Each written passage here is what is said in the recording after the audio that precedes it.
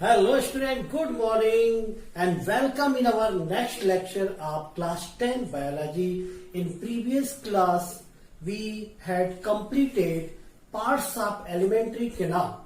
ठीक है, previous class में हमने एलिमेंट्री कैनाल के पार्ट्स कंप्लीट कर लिए थे. ठीक है, जिसमें हमने बकल केविटी ये सब है, स्टमक, इंटेस्टाइन ये सब हमने देखा था. And today we will start digestive gland, another parts of digestive system of human being. As we know, digestive system of human being consists of alimentary canal and digestive gland. ठीक है, तो alimentary canal हमने previous class में देख लिया था and today we will start digestive gland. So student, let's start digestive gland of human being. There are following types of digestive glands are found in human being: salivary gland, liver, pancreas and gastric gland. Where is situated all these types of glands? ठीक है, one by one हम देखते जाएंगे इनको. Salivary gland, सबसे पहले क्या? Salivary gland. Where is situated salivary gland? Salivary gland situated in our buccal cavity. हमारी बकल कैविटी के अंदर सलाइवरी ग्लैंड होती है. In human being there are three kinds of salivary gland. All these three kinds of salivary gland secrete saliva. ठीक है, what secrete salivary gland? Salivary gland secrete saliva and saliva contain salivary amylase enzyme or ptyalin. ठीक, salivary enzyme also known as ptyalin, P-T-Y-A-L-I-N. ठीक है, saliva contains salivary amylase or ptyalin enzyme, and ptyalin or salivary amylase enzyme involved in digestion of starch. It converts starch into glucose. Is that clear? Salivary gland contain saliva and saliva secrete enzyme. ठीक है, कौन सा enzyme? salivary amylase, and salivary amylase converted starch into, सबसे पहले maltose में convert करेगा, after that glucose. Salivary enzyme converted starch into maltose. Starch को किसमें कन्वर्ट करेगा? माल्टोस में. फिर यदि डाइजेशन कंटिन्यूस रहता है तो कंटिन्यू डाइजेशन होने के बाद क्या होगा? Starch converted maltose and then maltose converted into glucose. Then second digestive gland is liver. Liver is the largest gland of human being. Human being में लीवर जो होती है लार्जेस्ट ग्लैंड होती है. And where is situated liver? Liver situated just below the diaphragm above abdominal cavity. यहाँ पे diaphragm होता है, डायफ्राम के ठीक नीचे राइट साइड में यहाँ पर लीवर की पोजीशन होती है, just above the abdominal cavity. यहाँ पे एब्डोमिनल कैविटी, ये थोरेसिस कैविटी है, डायफ्राम, और यहाँ पे क्या? Abdominal cavity. तो एब्डोमिनल कैविटी ऊपर और डायफ्राम के ठीक नीचे क्या होती है? Liver. And what secrete liver? Liver secrete bile juice. ठीक है, लीवर क्या सीक्रेट करता है? Bile juice. And bile juice is the alkaline solution which neutralize acidic medium of food. ठीक है, तो एसिडिक मीडियम वाले फूड को ये एल्कलाइन सॉल्यूशन जो रहता है इसको न्यूट्रलाइज कर देता है. यहां पे देखिए डायग्राम में आप, ये स्टमक है. ठीक है, when food comes from oesophagus to stomach and from stomach to intestine, it get mixed with bile juice. Bile, यहाँ पे गॉल ब्लैडर भी होती है, पेयर सेप्ट. ठीक है, ग्रीन कलर की ग्लैंड. तो यहाँ पे ये बाइल जूस स्टोर रहता है और कॉमन बाइल डक्ट के थ्रू ये बाइल जूस यहाँ पे सीक्रेट होता है. इंटेस्टाइन के पार्ट में ड्वाडिनम यहाँ पे रहता है, तो इंटेस्टाइन के ड्वाडिनम वाले पार्ट में बाइल जूस मिक्स होता है and it converted acidic medium of food into alkaline medium. Here also another gland, pancreas. Pancreas is the second largest gland of human body, which secrete pancreatic juice. Pancreatic juice is also alkaline in medium. इनका pH जो होता है, pH 7.8 to 8 की range में इनका pH होता है. Pancreatic juice is also alkaline solution and pancreas act as mixed gland. Pancreas जो होती है mixed gland की तरह act करती है. It also secrete pancreatic juice and hormone. Pancreatic juice is an alkaline solution. It also neutralizes acidic medium of food into alkaline medium. Pancreatic juice also contain various types of enzymes such as trypsin, maltase, sucrase, lactase, lipase. So it converted different type of food material into simple food. Simpler form में ये pancreatic juice में जो enzyme रहते हैं वो convert कर देते हैं, ठीक है। जैसे trypsin, it converted protein into simpler form of protein, amino acid, ठीक है। जैसे यहाँ पे स्टमक में जो डाइजेशन हुआ था उसको कंप्लीट यहाँ पे पेंक्रियाटिक जूस के द्वारा किया जाता है, ठीक है। तो pancreatic juice contain various types of enzymes which involve in digestion process and also neutralize acidic medium of food into alkaline medium. Then next, gastric gland. Gastric gland is the most important glands of digestive gland. Where is situated gastric gland? Gastric gland situated in wall of stomach. ये जो stomach आप देख रहे हैं, stomach के wall में क्या होती है? गैस्ट्रिक ग्लैंड होती है। So gastric gland situated in wall of stomach and gastric gland contain gastric juice. Gastric gland में क्या होता है? Gastric juice होता है and gastric juice contain various types of enzyme such as pepsin, renin, mucin and lipase. Gastric gland क्या secrete करता है? Gastric juice secrete करता है and gastric juice contain various types of enzyme such as pepsin, renin, mucin and lipase. All these enzymes are involved in digestion of protein, digestion of fats, ठीक है, and mucin provide mucus to food, ठीक है। Pepsin and renin is a protein digesting enzyme which convert protein into peptone, proteases and polypeptide, ठीक है। तो ये इसमें convert कर देते हैं। Mucin provide mucus to food and lipase involved in digestion of fats, ठीक है। तो यहां पर आपने 4 टाइप्स की ग्लैंड देखी। Salivary gland secrete saliva, liver secrete bile juice and liver is the largest gland of human body, its weight is 1.5 kilogram.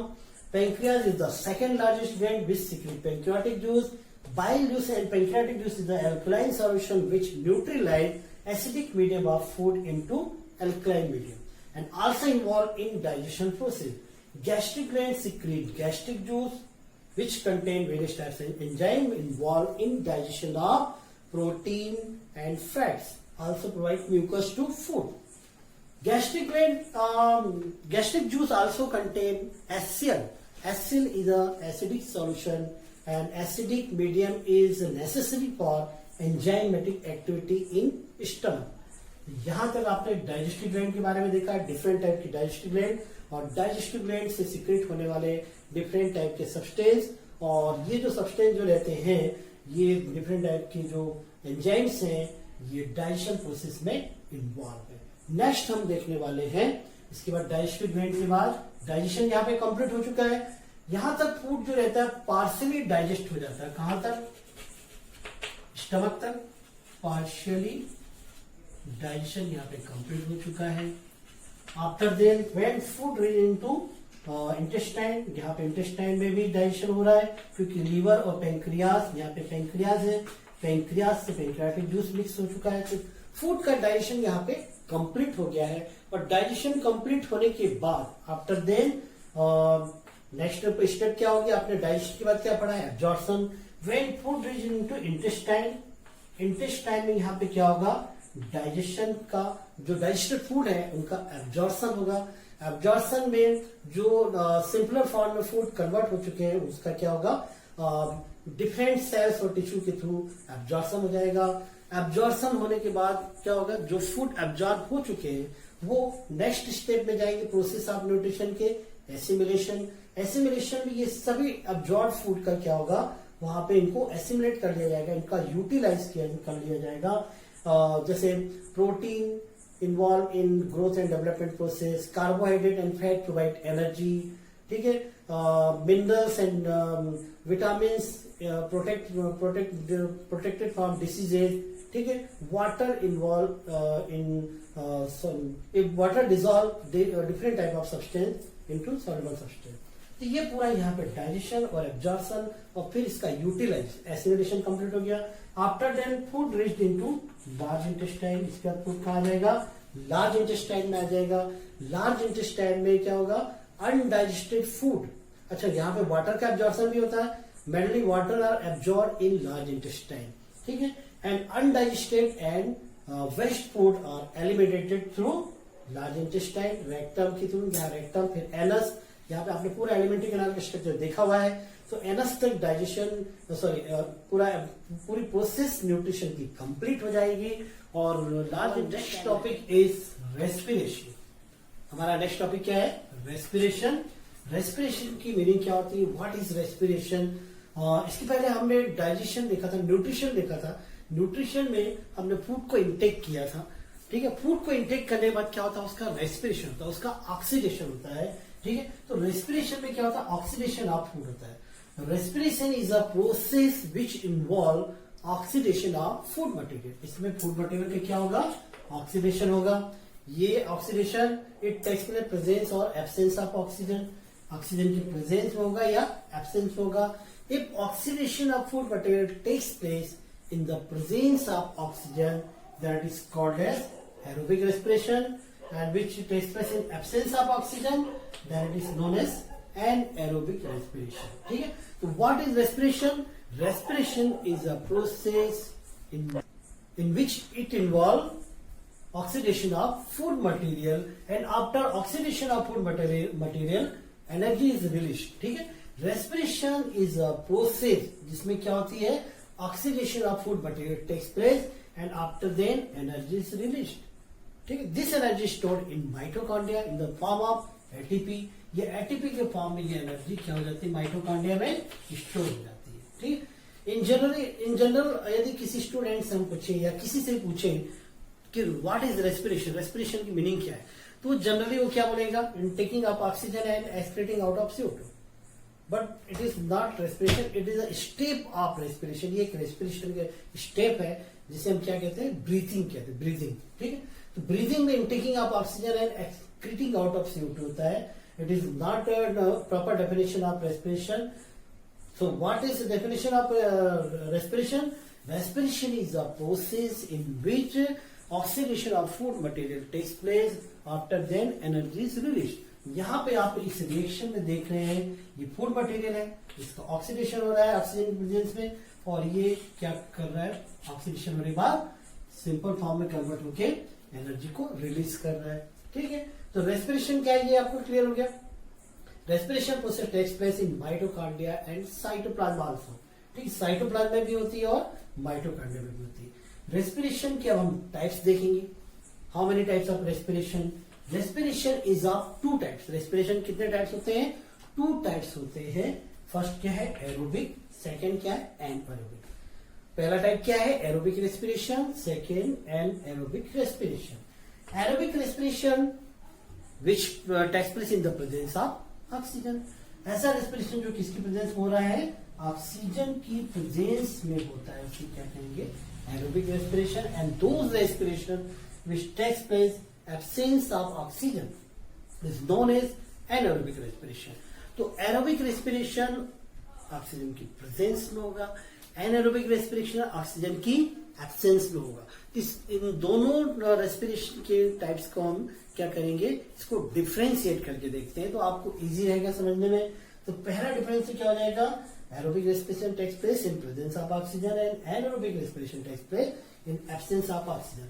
Aerobic respiration का ये आप यहाँ पे इक्वेशन देख रहे हैं, ये फूड मटेरियल है, ऑक्सीजन की प्रेजेंस पे इसका ऑक्सीडेशन हो रहा है और एनर्जी रिलीज हो रही है। ये if aerobic respiration then huge amount of energy are produce, 673 kilo calorie energy ये प्रोड्यूस होती है, या 38 ATP यहाँ पे प्रोड्यूस होती है। तो ये हम डिफरेंस में इसको बताएंगे।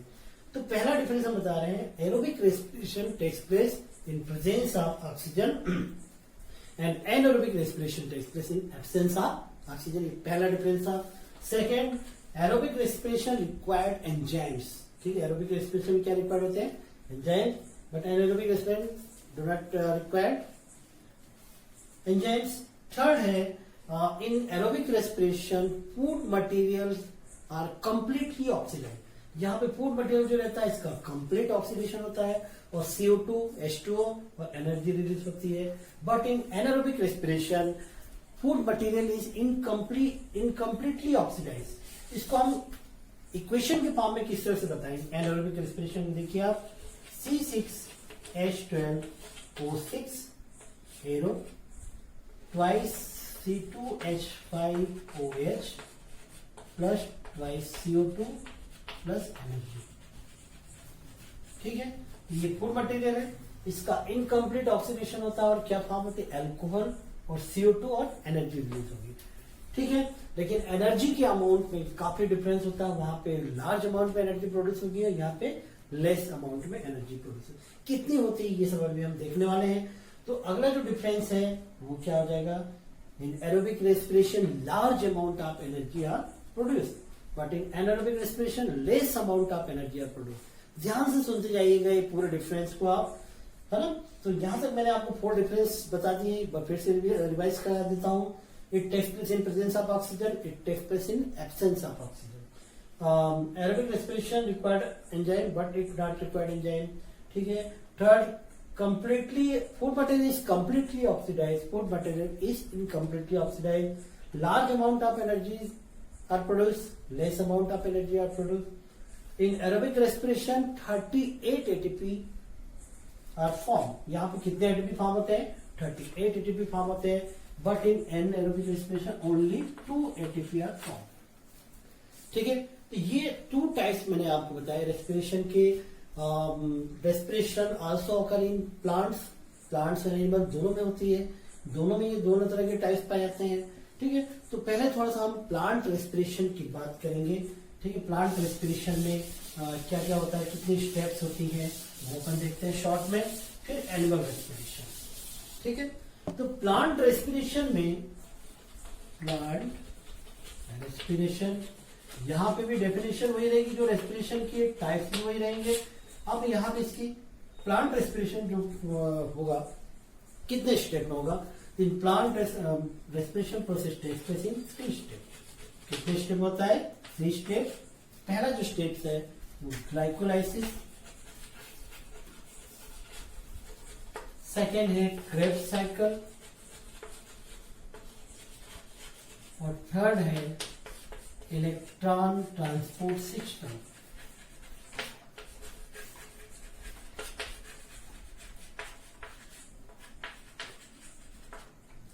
ठीक है, सिर्फ नॉलेज के लिए आपको ये समझना है, बाकी ये एग्जाम में नहीं आते हैं जनरली। ग्लाइकोलाइसिस, क्रेब्स साइकिल और इलेक्ट्रॉन ट्रांसपोर्ट सिस्टम, ये 3 स्टेप में जहां पे प्लांट में रेस्पिरेशन कंप्लीट होगा। तो ग्लाइकोलाइसिस में क्या होता है, इन शॉर्ट में देखते हैं इसको। In glycolysis glucose converted into pyruvic acid. ठीक है, ग्लूकोज जो रहता है ये किसमें कन्वर्ट हो जाता है, पायरुविक एसिड पे। 1 मोल ग्लूकोज जो रहेगा ये 2 मोल पायरुविक एसिड में कन्वर्ट हो जाएगा। ठीक है, इसके बाद यहाँ पे कुछ एटीपी भी फॉर्म होते हैं। आप बड़ी क्लास में जब जाएंगे तो ये पूरी प्रोसेस कैसे होती है, पूरी एक साइकिल है ग्लाइकोलाइसिस की, है ना, वो सब देखेंगे आप। इसके बाद क्रेब्स साइकिल में ये जो पायरुविक एसिड आया है, पायरुविक एसिड का आगे ऑक्सीडेशन होता है। ठीक है, फिर कार्बोक्सिलेशन होता है और फाइनली एनर्जी यहाँ पे फॉर्म हो जाएगी। ठीक है, इलेक्ट्रॉन रिलीज हो जाएंगे। अब ये इलेक्ट्रॉन जो रिलीज हुए हैं ये इलेक्ट्रॉन ट्रांसपोर्ट के सिस्टम के थ्रू क्या हो जाएंगे, ये ट्रांसपोर्ट होंगे एक प्लेस से दूसरे प्लेस पे। ठीक है, और ये ट्रांसपोर्टेशन कहलाता है इलेक्ट्रॉन ट्रांसपोर्ट सिस्टम, और इसको शॉर्ट में ETSP कहते हैं। इस तरह से प्लांट रेस्पिरेशन होता है, glycolysis, Krebs cycle, electron transport system के थ्रू। तो शॉर्ट में इसको बस इतना ही तैयार करना है। ठीक है, अब नेक्स्ट अपन देखते हैं एनिमल रेस्पिरेशन। अगला क्या है, एनिमल रेस्पिरेशन।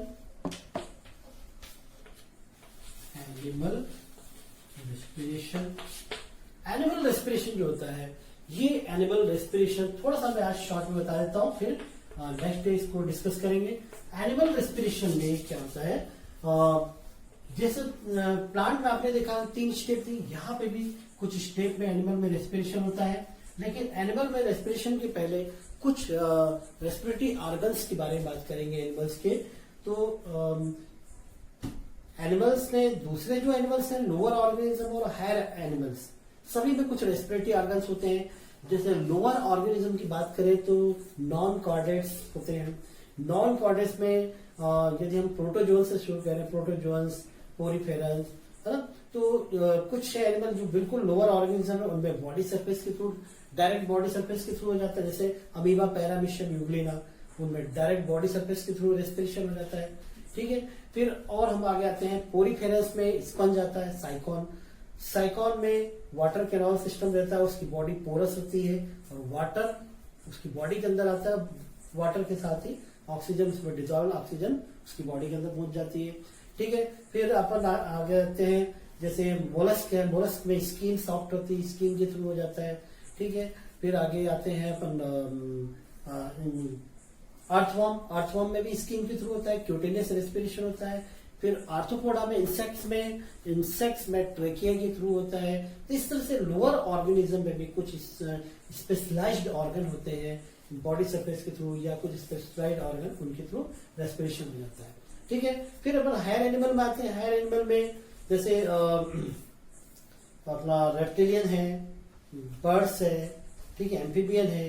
तो एम्फीबिया जो होता है वो जब टेडपोल फॉर्म में होता है तो गिल्स के थ्रू रेस्पिरेशन करता है। ठीक है, फिर जब वो टेरेस्ट्रियल फॉर्म में, मतलब लैंड में रहता है, जमीन पे रहता है, तो लंग्स के थ्रू रेस्पिरेशन करता है। ठीक है, फिर रेप्टिलियन की बात करें, रेप्टिलियन और बर्ड्स पे लंग्स जो होता है रेस्पिरेटरी ऑर्गन होता है। फिर नेक्स्ट हम आते हैं मेमेलियन में। मेमेलियन में लंग्स जो होता है ये मेन रेस्पिरेटरी ऑर्गन होता है। ठीक है, तो मेमेलियन में human being is the best example. तो ह्यूमन बीइंग में रेस्पिरेशन की हम बात करेंगे। ठीक है, ह्यूमन बीइंग में किस तरह का रेस्पिरेशन होता है, रेस्पिरेशन इन ह्यूमन बीइंग। तो ह्यूमन बीइंग का रेस्पिरेशन आगे हम देखने वाले हैं। ठीक है, अब इसको डिटेल में हम नेक्स्ट लेक्चर में देखेंगे ह्यूमन बीइंग में किस तरह का रेस्पिरेशन होता है। ठीक है, यहां तक आप रिवाइज कर लेंगे। Okay, thank you.